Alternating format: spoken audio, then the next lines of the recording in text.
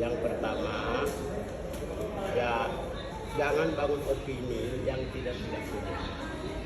Saya melihat pemerintah ini atau Jakarta ini sering mengatakan semua orang sipil di Papua itu separatis, semua orang sipil di Papua itu OPM, semua orang sipil di Papua itu teroris, semua orang sipil di Papua itu mendukung OPM atau mempersenjatai. Itu kan semua gosip-gosip. Apalagi aparat sipil negara disinyalir sebagai yang mensupport organisasi Papua Merdeka. Saya kira Jakarta harus mengerti bahwa ya Jakarta sudah mengambil sumber daya alam. Jakarta sudah membunuh orang Papua. Ya, Jakarta sudah lakukan rasisme terhadap orang Papua. Jangan lagi menyakiti orang Papua dengan stigma-stigma yang tidak bertanggung jawab. Nah, kalau ada aparat atau pejabat-pejabat di Papua yang mensupport senjata kepada TPN OPM, ya kenapa Joko Widodo, Tito Karnavian maupun juga DPR RI mau ingin mekarkan 5 provinsi di Papua? Bukankah itu akan lebih berbahaya lagi? Hanya satu provinsi saja Jakarta sudah merasa takut, sangat takut terhadap ASN yang ada di Papua. Jadi saya sudah dari dulu sudah sampaikan ke partai-partai politik. Ya, saya ketemu fraksi Demokrat, fraksi PKB, fraksi PKS, fraksi Golkar. Jangan mekarkan Papua. Kalau mekarkan Papua, nanti kamu curiga terus. Kalau eskalasi konflik, kekerasan terhadap konflik di Papua itu meningkat, nanti kekerasan terhadap para pendatang itu meningkat. Kekerasan terhadap pendatang meningkat itu ditunjang karena adanya rasisme sistemik yang justru dilakukan oleh para menteri, justru dilakukan oleh para pejabat, justru dilakukan oleh gubernur di Indonesia. Bukan oleh itu. Karena itu orang Papua sakit hati terhadap mereka. Karena itulah maka saya sampaikan bahwa nanti sampai suatu saat itu semua jangankan ASN, jangankan pejabat negara dan politisi. Nanti anak-anak SMA saja dicurigai sebagai pendukung TPN OPM. Itu artinya Jakarta sudah stres. Kalau Jakarta stres, kesimpulannya saya meminta pemerintah buka keran dialog. Apalagi Sekjen PBB Guterres kemarin di sidang umum Perserikatan Bangsa-Bangsa sudah menyampaikan keprihatinan terhadap HAM Papua.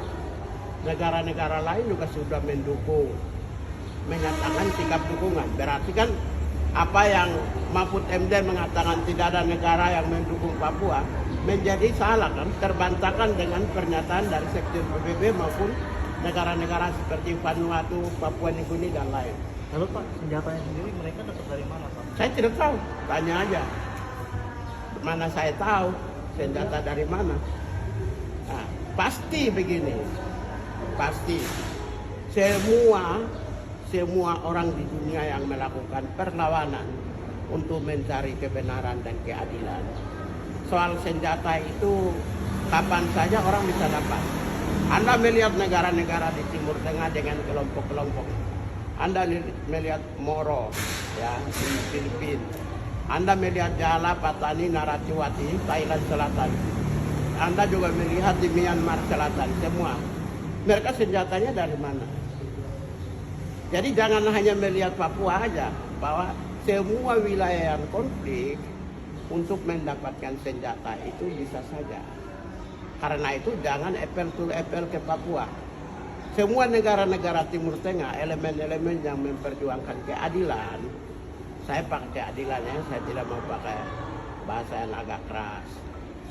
Yang memperjuangkan keadilan, dapat senjata yang modern, yang canggih, yang luar biasa, itu pasti bisa dapat. Apalagi Papua dengan sumber daya yang begitu besar. Jadi jangan semata-mata menuduh aparat sipil negara. Aparat sipil negara gajinya berapa sih? 20 juta, 30 juta, itu pun belum tentu sebulan habis. Belum tentu dapat sebulan. Kemudian politisi dapat dari mana? APBN dari mana? Di seluruh dunia sama gitu. Jadi jangan melihat Papua itu dicurigai ada tokoh politik di balik itu, ada partai politik di balik itu, ada ASN di balik itu. Kok takut banget sih? Kemendagri memekarkan 5 provinsi. Nanti Kemendagri memekarkan 5 provinsi, nanti bilang 5 gubernur membiayai TPNOPM. Kemudian 5 sekda biayai TPNOPM. Sekian banyak pegawai ASN di 5 provinsi membiayai TPNOPM sehingga Papua jadi bumi hangus karena konflik perang antar Papua dengan tentara, aparat dengan perang Papua dengan masyarakat kaum migran. Mungkin terakhir Pak, sebetulnya ada yang kecolongan nggak sih Pak kalau memang inflasi? Ataupun harapannya apa sih Pak? Takutnya Harapannya cuma satu, dialog. Pemerintah pusat jangan tutup keran dialog. Karena kalau tidak dialog, saya khawatirkan orang-orang sipil yang biasa, seperti kemarin rumah sakit ya Mantri, ya kita tidak tahu siapa pelakunya di Mantri itu. Tapi kalau warga-warga sipil yang mengadu nasib di Papua itu kasihan. Jadi mau tidak mau Papua itu dialog. Indonesia tidak bisa menutup diri. Jakarta ini kan menutup diri terus. Wong presiden mau ke Papua aja dia takut kok sekarang. Ya kok negara Indonesia, negaramu sendiri aja takut gimana tuh? Berarti kan ada sesuatu yang harus diselesaikan. Kita lebih kepada mendorong penyelesaian Papua dengan dialog yang bermartabat dan berkualitas. Jadi tidak ada jalan lain, satu-satunya adalah dialog dengan kelompok kepentingan di Papua. Berarti kalau polemik menurut kalau ASN itu tidak, menurut Pak Gay tidak benar ya? Itu kan tuduhan sesat karena Jakarta sudah stres. Dulu bilang itu gubernur biayai, dulu bilang ketua DPR biayai senjata, kemudian turun ke partai politik biayai senjata, kemudian sekarang ASN biayai senjata. Jangan-jangan besok itu ada tuduhan lagi ibu rumah tangga biayai senjata. Nggak bisa karena stres. Kalau stres, satu-satunya penyelesaian stres itu adalah dengan cara dialog yang bermartabat dan damai. Oke.